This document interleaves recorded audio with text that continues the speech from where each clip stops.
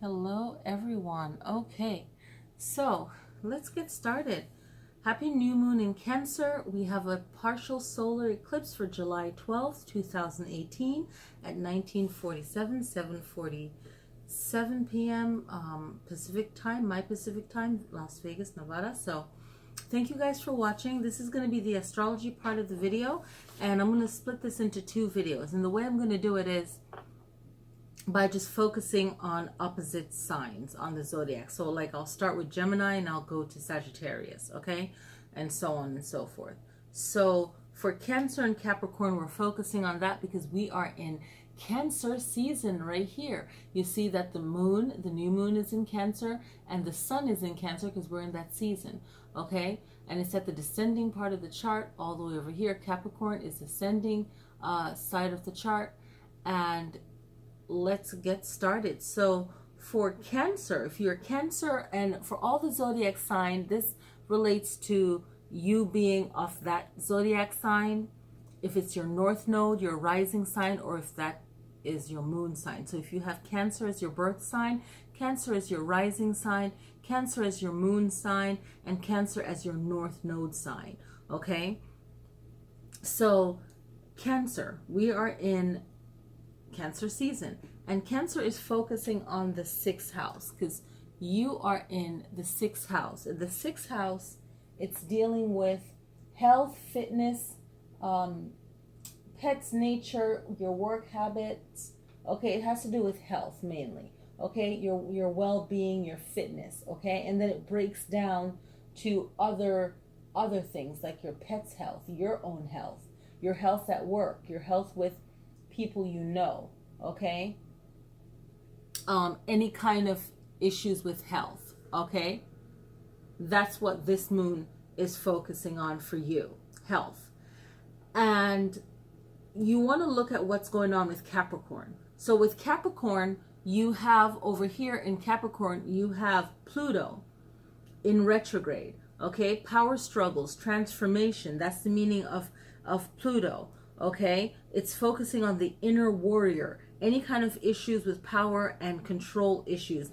And this retrograde in Pluto started April 22nd and is going to end on September 30th. So it's basically the whole year pretty much of this Pluto retrograde in Capricorn. And since Capricorn, the earth sign, is your opposite sign, it's always good to see what your opposite sign is doing no matter what your zodiac is, okay? We also want to look at what is going on with, I want to say that is Lilith, okay? And we want to look at any kind of power struggles or how you deal with stressful situation, anything that comes to you, okay? We have that Lilith energy in Capricorn, so that also affects Cancer, okay? How we deal with any kind of conflict that we might encounter, even if it's something that's minor. So the main important thing is this Pluto, okay? So you want to really focus your energy on grounding this full moon. Even though it's in Cancer, you really want to focus on how can you ground yourself. So if you're a water sign, any water sign, intuitively I feel that you should focus on grounding. Earth signs focus on more water cleansing. We all can cleanse under a water element moon, whether it's a new moon or a full moon. So even if you feel like you want to be around water, I feel like being barefoot and being grounded will really help, okay? So again, this new moon, and since it's a solar eclipse, it's kind of like a really big shift, a really big change. And usually when spiritual people say, oh, can you feel the shift? It kind of irritates me, annoys me a little bit, because there's always a shift going on depending on the planets. And if you study the planets, there's always something going on. So it all depends on understanding the planet. And since it's a retrograde, it's like things really looking like one thing and it's really not. And we have to be really mindful of how angry we get over things and how we react to it. And we really need to step back and understand and really look beyond the surface level of it. And remember that Pluto is a ruler of Scorpio. So Scorpio is all about transformation. And Scorpios are good under pressure and struggle. So look at what you're not facing. Everyone should be looking at what they're not facing, their subconscious mind. Okay, using this partial solar eclipse to make needed changes in your life. All right. And for some of you, it's going to happen fast, and for others it will happen gradually, this change. So for me, last week Tuesday, I felt the shift and the change, and I've been getting like guidance, like, you know, from friends, or opportunities is what I want to say. So you can get the opportunity, but then you don't jump on it, and then you're wondering why things don't change. You really have to put yourself out there. So even before this solar eclipse, and all over the world, it's happening July 12th or July 13th, and it all depends on your location, where you are. So I'm looking at my chart for my area, but a lot of it still applies. Okay, for Capricorn, you are in the 12th house, and the 12th house is all about endings, healing, closures, anything spiritual. Look at what the 12th house issue is for Capricorn. Cancer, look at 6th house issues. Let's move forward. Okay, so for Gemini, nothing is going on. We can look at Gemini. You're in the 5th house. The 5th house deals with romance. So look at everything that has to do with 5th house issues, romance, love, affairs. Okay, so this new moon, you can work on that. Sagittarius, 11th house issues, which is groups, friendship, how you socialize, your awareness, anything that you wish for your future. Okay, so look, Sagittarius, at 11th house issues, how you deal with groups. That could also be your meditation too. So I'll get to that for you guys later on. You can see Sagittarius right here, if you can see my mouse, in the 11th house. For Taurus, you want to focus on your 4th house issues, which is home, okay, family, and how you can just ground yourself. You have Uranus, which is about moving forward and change. And Uranus really wants to get you even more organized. Same thing with on June 13th with the new moon in Gemini.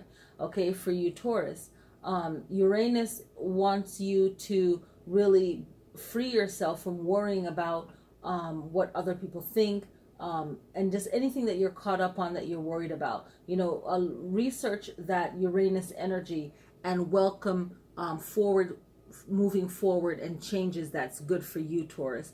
And your opposite is Scorpio. Scorpio is dealing with Jupiter, which is expansion, growth, anything that is plentiful, knowledge, really seeking knowledge. And that is Scorpio's 10th house.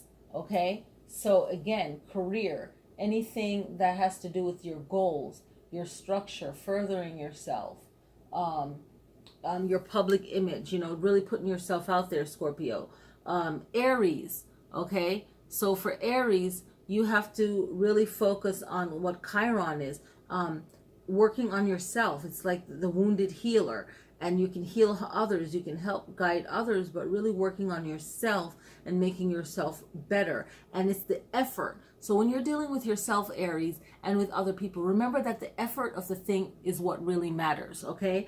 And not so much of your judgment of it. And remember that Chiron is in retrograde. So, you know, when the planet is in retrograde from Earth, any retrograde, it's like things not seeming what they really are, but also looking at the deeper issue of the matter, and whatever your first thought is generally not really what is the right answer. It's really your reaction to it rather than you really thinking and being wiser about things. Okay, whenever there's a retrograde in any planet, you want to be wiser than the situation. Aries, your opposite is Libra. So Libra has 9th house issues. Libra, 9th house, travel. Okay, anything to do with travel. Okay, culture, religion, anything, education, higher thinking. Look at the meaning of 9th house meaning. Okay, but Libra's lots of traveling. This is going to bring about a lot of comfort for the home, for you Libra. You're all about balance. So you're looking at that ninth house issues, and also how you can make your future and your present home better, and then that will make your traveling even better. Pisces, second house issues, which deals with money, work, income, work ethics, any kind of daily routines, things that you value. Okay, so look at what second house issues are, Pisces. And we have Neptune in retrograde. Okay, and Neptune, you want to look at your intuition, spirituality, anything, any kind of Neptune meanings. Okay, this is what's going to help guide you through this new moon. Okay, really get yourself focused, Pisces, on yourself and what you need to do to better yourself. So really focusing on your psychic abilities, trusting your intuition and your confidence. So I would say for Pisces, it's your intuition, your confidence. Okay, and then Pisces, your opposite is Virgo. So let's look at Virgo and see what Virgo is. Virgo has nothing, well, I don't want to say that. Virgo has, give me a moment here. I'm like on a roll. Venus. Okay, so Virgo has Venus, and I don't know why I didn't even jot that down. So Virgo has Venus, all right? And Venus' energy is all about love and money and the balance of it, okay? So really balancing out what is important to you, Virgo, and the 8th house issues, okay? 8th house issues is dealing with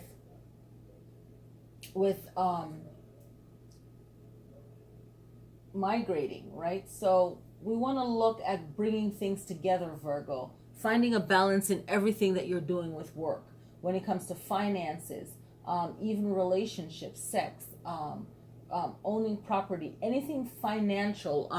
Even look into, Virgo, wills, write up your wills, making sure that accounts, if you have family, kids, yourself, just setting goals financially, very important. And that Venus goddess energy is very important. This video is getting longer than I want it to be, but I can't help it. So this is really important for Virgo and Pisces. Remember, when I'm talking about these opposite signs, Pisces, you can benefit from Virgo. If you're feeling like you're lacking, look to your opposite sign on the chart, because you guys are similar but different. You execute your goals differently, and sometimes you need to switch up so that you can attain your goal. So sometimes a Virgo needs to be a Pisces, and a Pisces needs to be a Virgo to balance it out. Okay, Virgo. Okay, we got you. Okay, so Aquarius. Now let's look at the houses first. Okay, so Aquarius, you are in the first house. The first house is the Aries house. So self, appearances, beginnings. So Aquarius, look at what the first house means, and get that Aries strength if you need it in your life. But you also have the South Node in your chart as well. And you also have Mars, because you're in the first house. Okay, and they're both retrograde. So really look at South Node meanings and the moon, and look at Mars meaning. Okay, so really fighting for yourself. Okay, with this Mars energy is fighting for yourself. What does fighting for yourself mean? Okay, how do you need to fight for yourself? And then look at the South Node meaning, which is about your life purpose. The South Node is more of the moon, right? So the moon energy, where the North Node is more about your life purpose. So they all focus basically on your life purpose, right? But when you're dealing with the nodes, it's more about your purpose in this life. Okay, where do I fit in this life? Why do things seem like they're not working for me in this life? So when you're in this new moon in Cancer. Have a lot of compassion for yourself, Aquarius, because you're dealing with a lot of South Node. And if you don't believe in past lives, you're looking at past relationship issues with South Node. South Node deals with past life issues, and or if you don't believe in past lives, it's past relationships. And then the Mercury energy is a fighting energy. So use this now to heal yourself and let go of any garbage and any past relationship issues or past life issues. Now look to Leo now, okay? Because Aquarius, even though your symbol is water, because you're filled with emotions, you are an air sign, and your opposite is fire, which is Leo. And Leo has a North Node, life purpose, and also has Mercury, which is communication. So here we have Leo with the North Node, life purpose, and the Mercury, communication. So in this new moon in Cancer, Leo, it's so powerful for you to take advantage of this solar eclipse and really heal yourself and work on yourself and focus in on your new life purpose. Leos know about changing up things. You don't stay in the same chapter for the whole freaking book. There's chapters. There's reasons for that. You got to switch up, okay, in this one life that you're living right now. So Leo is all about focusing on your life purpose, okay? For everyone, and mainly for Cancers and Capricorn in this new moon solar eclipse, it's all about your inner warrior, power struggles, control issues with yourself, with others. Figure it out to make that better transformation, that better change. And for all the 12 signs, you can take advantage of any kind of inner warrior conflict, power struggles, dealing with yourself and others, and any kind of hot issues in your life right now, and really take hold of the energy of Venus, Jupiter, and Neptune, okay? And for some of you, it will be more Venus and Neptune, or Venus and Jupiter. So look at the chart, review everything that I've said, and then and fill it in for you for this partial solar eclipse new moon in Cancer, okay? So you guys enjoy the new moon in Cancer. I'm going to upload this video now. I hope you enjoy it, and then I'll do the meditation video, and then this meditation everyone can benefit from. So you can do that, the meditation for the 12th and the 13th. As soon as you see this video, start your meditating, okay? Peace, and I'll see you guys next time.